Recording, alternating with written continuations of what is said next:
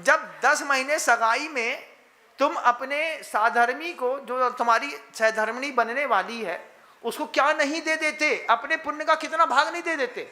तू रख ले, तू रख ले, तू रख ले, तू रख ले, तू रख ले, सुनो ऐसा चाहिए, हाँ मैं हूं ना, अकाउंट नंबर भेज दिया उसने। अब वो कैशियर मिल जाता है इस तरफ, पहले पापा मिलते थे, पहले पापा से बिल पेमेंट कराते थे, अब कुछ नहीं, अब इधर बिल पेमेंट होता है, 37,000 डाल देना, 32,000 डाल देना, 20,000 डाल देना। वो बोलता है शादी बहुत महंगी है लेकिन आनंद आता है।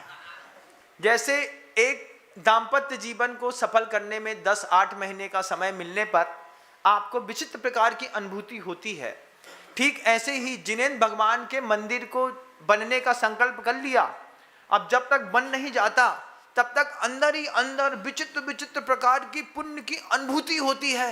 मेरे भगवान यहाँ बैठेंगे, मेरे भगवान ऐसे सुंदर दिखेंगे, मेरी प्रतिमा ऐसी दिखेगी, मेरी भगवान की बेदी ऐसी बनेगी, मंदिर का झूमर ऐसा होगा, मंदिर की कलाकारी ऐसी होगी, दरवाजा ऐसा होगा। सम्यक दृष्टि इस चिंतन में झूम करके अपने जीवन को पवित्र कर लेता है बंधु।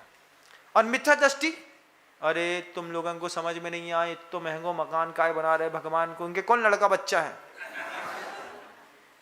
भगवान के लड़का बच्चा, अरे भगवान के लड़के बच्चे का नाम बिनम सागर महाराज है भाई। कैसी बात कर दी तुमने, भगवान के लड़के, हमारा बंगला बनाओ बेहतरीन, बाबा आशीर्वाद देगा अच्छा वाला। बोले क्या है, बोले प्रभु का एक कहाँ गए दान के लिए कभी, वो बोलता है महाराज इतनी मेहनत कर रहा है, भगवान के थोड़ी लड़का बच्चा हो, काय को इतना बड़ा मंदिर बना रहे, छोटे में काम चला लो। हमने कोई जवाब नहीं था हमारे पास, हमने कहा अब बात तो सही है। फिर जब आचार्य जी के पास जाकर के हमने कहा उसने तो ऐसा कहा था हमसे, बोले बोल देते भगवान के बच्चे हम हैं, हमारे हिसाब से हमारे भगवान का मंदिर बनाओ, हमारे हिसाब से धर्मशाला बनाओ।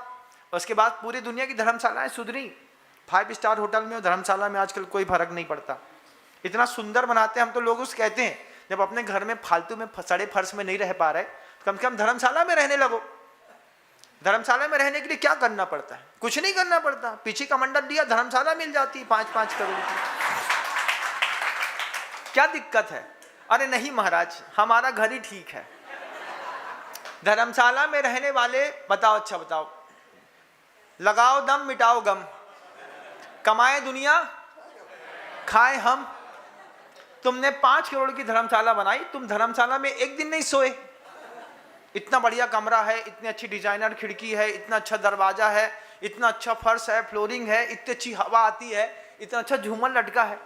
हम सोचते हैं गृहस्थ इतना बढ़िया बनाता है, इसमें रहता क्यों नहीं। नहीं महाराज वो आपके लिए। फिर बाद में समझ में आई ये 5-5 करोड़ की हवेलियां जब बन रही है तो काहे को घर में रहना, ये हवेलियां ठीक हैं।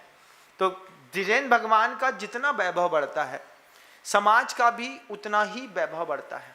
भावनाएं को देखिएगा, 64 पहरी पीपल के जैसे अपने पुण्य को लगातार कूटिए। अब आप जिन लोगों ने पुण्य संवर्धित कर लिया है, जिन्होंने संकल्प की पगड़ी अपने माथे पर पहन ली है, वे सारे संकल्प के पुण्यार्जक परिवार, जब तक उनकी संपत्ति जिनेंद्र भगवान के चरणों तक नहीं पहुंच जाएगी, 24 घंटे एक दिमाग में काम चलता है, मेरे प्रभु का मंदिर बनना है, मैंने खुशी खुशी द्रव्य का दान दिया है, न मजबूरी में न मजदूरी में, अंतर्भाव से प्रमुदित भाव के साथ आप ये ले लो, आप ये ले लो, आप ये ले लो।